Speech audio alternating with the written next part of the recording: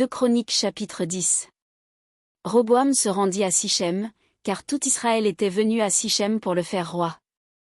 Lorsque Jéroboam, fils de Nébat, eut des nouvelles, il était en Égypte, où il s'était enfui loin du roi Salomon, et il revint d'Égypte. On l'envoya appeler. Alors Jéroboam et tout Israël vinrent vers Roboam et lui parlèrent ainsi. Ton père a rendu notre joug dur, maintenant allège cette rude servitude et le joug pesant que nous a imposé ton père. Et nous te servirons. Il leur dit, revenez vers moi dans 3 jours.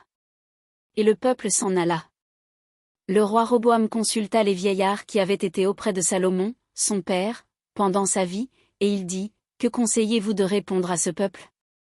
Et voici ce qu'ils lui dirent, si tu es bon envers ce peuple, si tu les reçois favorablement, et si tu leur parles avec bienveillance, ils seront pour toujours tes serviteurs. Mais Roboam laissa le conseil que lui donnaient les vieillards, et il consulta les jeunes gens qui avaient grandi avec lui et qui l'entouraient. Il leur dit, que conseillez-vous de répondre à ce peuple qui me tient ce langage, allège le joug que nous a imposé ton père? Et voici ce que lui dirent les jeunes gens qui avaient grandi avec lui, tu parleras ainsi à ce peuple qui t'a tenu ce langage, ton père a rendu notre joug pesant, et toi, allège-le nous. Tu leur parleras ainsi, mon petit doigt est plus gros que les reins de mon père. Maintenant, mon père vous a chargé d'un joug pesant, et moi je vous le rendrai plus pesant, mon père vous a châtié avec des fouets, et moi je vous châtierai avec des scorpions. Jéroboam et tout le peuple vinrent à Roboam le 3e jour, suivant ce qu'avait dit le roi, revenez vers moi dans 3 jours. Le roi leur répondit durement. Le roi Roboam laissa le conseil des vieillards, et leur parla ainsi d'après le conseil des jeunes gens, mon père a rendu votre joug pesant, et moi je le rendrai plus pesant, mon père vous a châtié avec des fouets, et moi je vous châtierai avec des scorpions. Ainsi le roi n'écouta point le peuple, car cela fut dirigé par Dieu, en vue de l'accomplissement de la parole que l'Éternel avait dite par Achija de Silo à Jéroboam, fils de Nébat.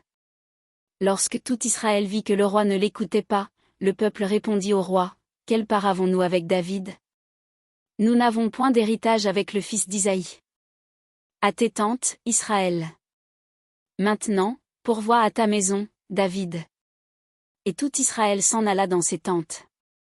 Les enfants d'Israël qui habitaient les villes de Juda furent les seuls sur qui régna Roboam. Alors le roi Roboam envoya Adoram, qui était préposé aux impôts.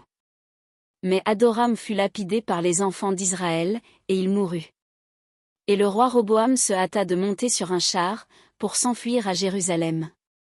C'est ainsi qu'Israël s'est détaché de la maison de David jusqu'à ce jour.